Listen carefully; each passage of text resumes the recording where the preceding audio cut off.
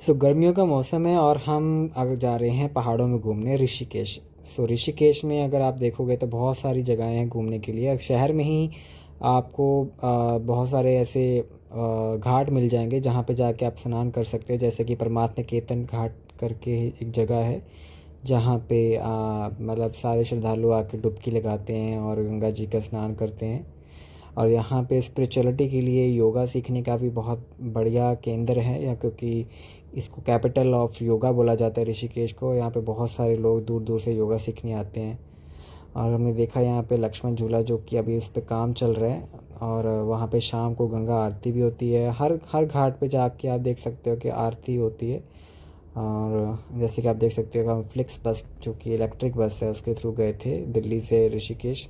तकरीबन 10 घंटे का रास्ता था, और जो कि रात के टाइम पे हमने शुरू करी थी अपनी जर्नी अराउंड 3 बजे। और 10 भी नहीं, आई थिंक 7-8 घंटे में हम पहुंच गए थे। तो सुबह हमें 7 साढ़े 7 बजे तक बस ने हमें नेपाली फार्म उतार दिया था। तो नेपाली फार्म जगह है जहाँ से बहुत सारे रोड्स की डाइवर्जेंस होती है, जैसे कि देहरादून के लिए जाना हो, हैदराबाद सॉरी क्या बोल रहा हूँ, हरिद्वार जाना हो, तो इस सब जगहों के रास्ते वहीं से ही कटते हैं। तो नेपाली फार्म जाके बस ने हमें उतारा, और वहाँ से आपको शेयरिंग में ऑटो मिल जाते हैं जो कि 100 रुपीज़ पर पर्सन लेते हैं। और वहाँ से हमने तपोवन में अपना होटल बुक किया हुआ था। सो होटल में सामान रखते ही हम लोग बाहर थोड़ा बहुत घूमने चले गए थे, बिकॉज़ हमारा अर्ली चेक इन नहीं हो पा रहा था क्योंकि होटल में ऑलरेडी रूम्स बुक थे। तो हमें 11 बजे के बाद ही रूम में जगह मिली थी। तो हम चले गए थोड़ा बहुत घूमने फिरने के लिए, खाने पीने के लिए। सो परमार्थ निकेतन जो कि जहाँ जाने के लिए आप जानकी झूला से बाइक के थ्रू जा सकते हो, मतलब गाड़ियाँ वहाँ से आप नहीं लेके जा सकते। आप वहाँ पे अपनी बाइक से जानकी झूला के थ्रू तपोवन की तरफ से होते हुए जानकी झूला क्रॉस करके आप इस परमार्थ निकेतन घाट पे आ सकते हो। यहाँ पे बहुत ही अच्छी हनुमान जी की प्रतिमा है, जहाँ पे शिव जी, महादेव, इन सब की प्रतिमाएं बनी हुई हैं, जहाँ पे आप बहुत ही अच्छे से घूम फिर सकते हो। और कैफ़ेज़ भी हैं वहाँ पे, आप खाना भी खा सकते हो। तो हम लोग ऐसे ही देख रहे थे अलग अलग जगहें, और हमारा बहुत अच्छे से टाइम पास भी हुआ, बिकॉज़ हमें ऐसा कुछ लगा ही नहीं कि हम मतलब कोई ऐसी जगह अनजान जगह आए हैं जहाँ पे हमें बहुत तकलीफ़ हुई हो। बट हालांकि बहुत ही सुंदर जगहें थी जहाँ पे आप घूम फिर सकते हो, बहुत सेफ़ था। और ऐसे ही मतलब और भी मतलब टाइम था हमारे पास, तो हमने सोचा कि हम टाइम क्यों वेस्ट करें। हम देख सकते हो शिव जी की कितनी अच्छी मतलब आप देखकर आपको बहुत अच्छा लगेगा। आप अगर मतलब स्पिरिचुअल पर्सन हो और आपको घूमना फिरना पसंद है, तो आप ऋषिकेश ऐसी जगह पे आ सकते हो जहाँ पे आपको माउंटेन्स का व्यू भी मिलेगा, रिवर साइड भी आपको देखने को मिल जाएगा। और यहाँ पे गाय वगैरह भी बहुत सारी ऐसी घूमती हैं जिनको लोग बहुत प्यार करते हैं, और बहुत ही शांत होती हैं गाय। और हम दोनों ने फिर से इन्हें खीरे खिलाए। देखो, बहुत ही शरीफ गाय है ये, किसी को मारती भी नहीं है। हमने इन गायों को खीरे खाना खिलाया और ये मारती भी नहीं है, बहुत प्यार से साथ में खेलती है। देखो, स्वीट सी है, बहुत प्यारी। और बहुत छोटी छोटी गाय, बाकी जगह काफ़ी बड़ी गाय होती है, और ये देखो इतना प्यार दिखा रही है, बहुत ही ज़्यादा। देखो, ये सीढ़ियों पे चढ़ के आ गई है।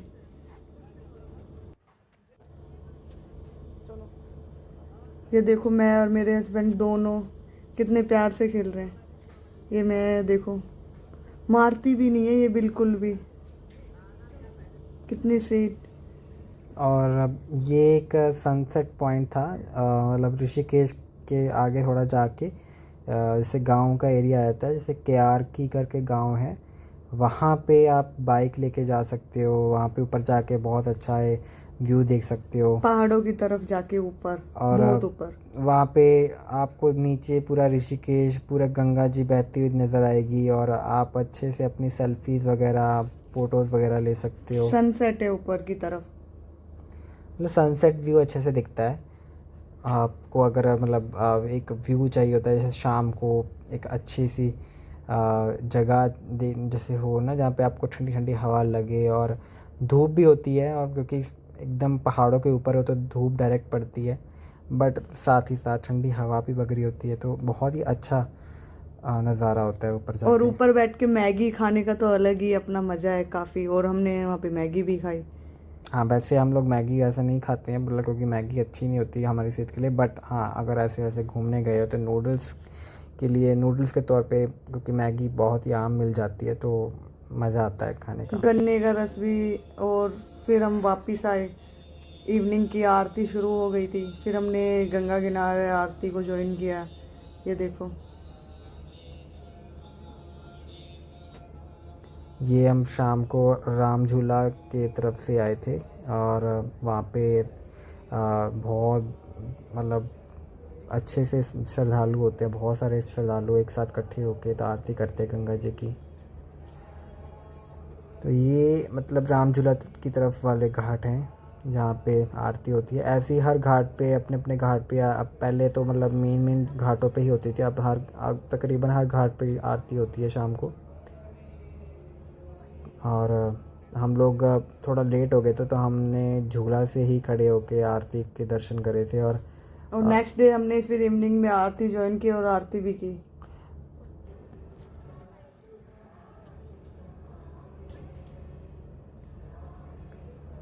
और मतलब आरती में हमने देखा कि मतलब हमारे जो नेशनल एंथम है वो भी गाया गया था, सब लोग खड़े होके आरती भी करने के बाद नेशनल एंथम गा रहे थे। तो ये मुझे एकदम ही मतलब यूनिक आइडिया लगा कि लोग मतलब रिलीजियस तो है ही हैं, और साथ में आई मीन अपने नेशन को लेके भी बहुत एक साथ इकट्ठे होके एक देश प्रेम की भावना दिखाई देती है। और यहाँ पे आप देखोगे घाटों के ऊपर ना अच्छे अच्छे कैफ़े भी बने हुए हैं जहाँ बैठ के आप मतलब सारा नज़ारा ऊपर से देख सकते हो। तो हम लोग भी ऐसे एक कैफ़े में जाके देख पा रहे थे सब लोग ऐसे सब जो भी टूरिस्ट हैं, या फिर कैसे इतना सजा हुआ एरिया आप ऊपर से देख सकते हो। ऐसे ही आप पहाड़ों में भी ऊपर से जाके जैसे अपनी स्कूटी लो, वहाँ पे 500-600 की स्कूटी मिल जाती है, रेंटल पे पर डे का रेंट होता है, और आप बस घूमते फिरो।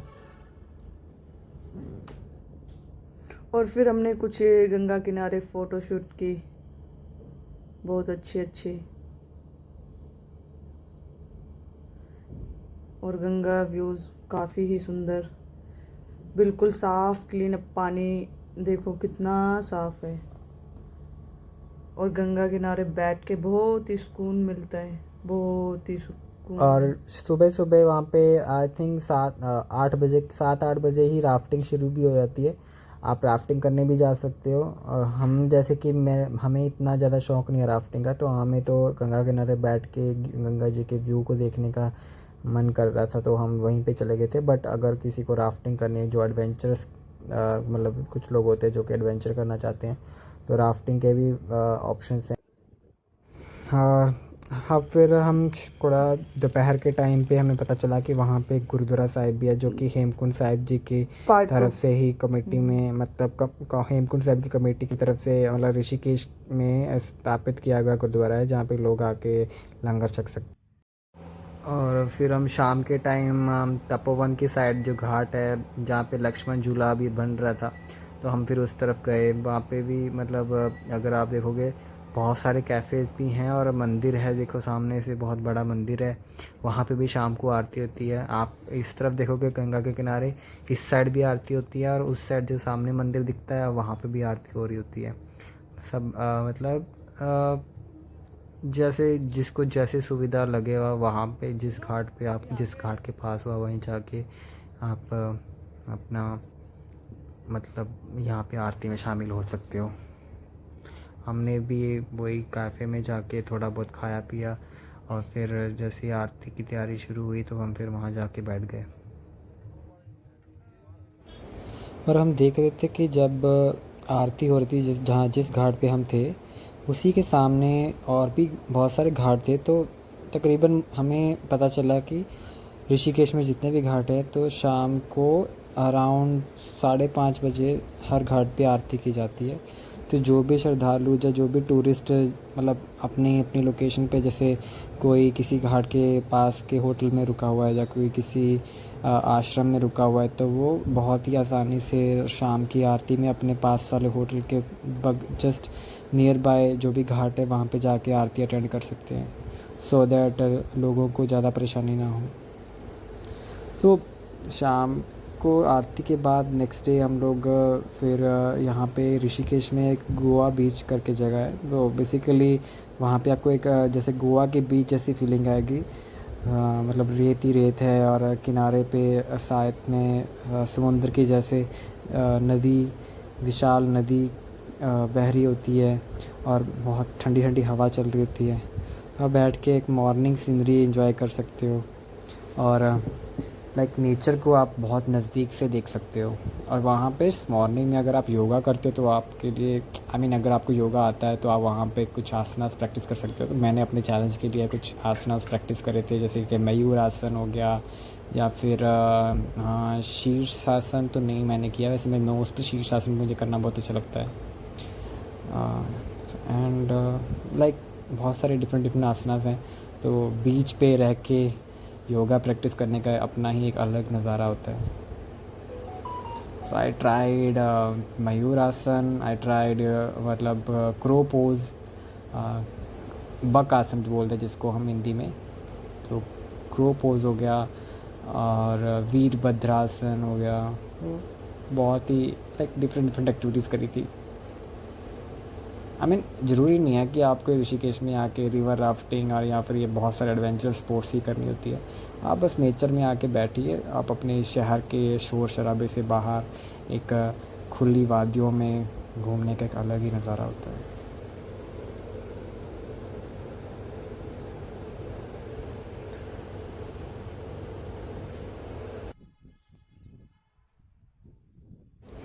मेरी योगा की जर्नी जो स्टार्ट हुई थी वो मैंने एक ऑनलाइन योगा कोर्स किया था जो कि सात्विक मूवमेंट, अगर आप जानते होंगे तो मैं सात्विक मूवमेंट के थ्रू जब मैंने योगा के बारे में जाना तो राधिका एंड अक्षय जी हैं जो मेरे योगा गुरु हैं।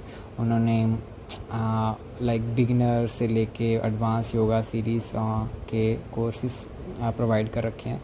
तो आप उनकी सात्विक मूवमेंट की ऐप डाउनलोड करके भी आप उनके जो योगा कोर्सेज हैं 21 डेज़ का बिगिनर कोर्स और 14 डेज़ का इंटरमीडिएट और 9 डेज़ का एडवांस कोर्स कर सकते हो। तो आपको कोई ऐसा भी नहीं है कि बहुत ज़्यादा टाइम निकालना पड़ेगा तभी आप कर पाओगे। आप डेली रूटीन में रह के भी आप योगा की नॉलेज को गेन कर सकते हो। ऐसे ही हम कुछ ऐसी नेचर की एक्सपीरियंस को गेन करते करते हमारे 2 से 3 दिन हमने ऋषिकेश में स्पेंड करे। आई से इन्वेस्ट करे, स्पेंड तो नहीं, क्योंकि आप जब नेचर में होते हैं तो आप अपने बॉडी के एस्पेक्ट से या माइंड के एस्पेक्ट से ही अपने आप को हील कर रहे होते हो। जो कि आगे आने वाले समय में हमें बहुत फ़ायदा करती है। आई बिलीव सबको टाइम निकालना चाहिए और बाहर घूमने फिरने के लिए, और देखना चाहिए कि लाइक ये जो कंक्रीट के जंगलों में हमने रहने की आदत डाल ली है, तो इसके बाहर भी कुछ रियल जंगल हैं अभी जहाँ पे हम अपना टाइम स्पेंड कर सकते हैं और ऐसी जगह पे जाके हमारा दिमाग भी खुलता है और हम अच्छी सोच भी रख पाते हैं। आफ्टर 3 डेज़ हमने वापस दिल्ली की बस करी एंड हम लाइक 7 से 8 घंटों में वापस दिल्ली पहुंच गए थे। चलिए नेक्स्ट टाइम मिलते हैं। अगर आपको और भी हमसे लाइक कुछ और व्लॉग्स देखने हो तो आप प्लीज़ कमेंट कीजिए, लाइक कीजिए, शेयर कीजिए। Thank you.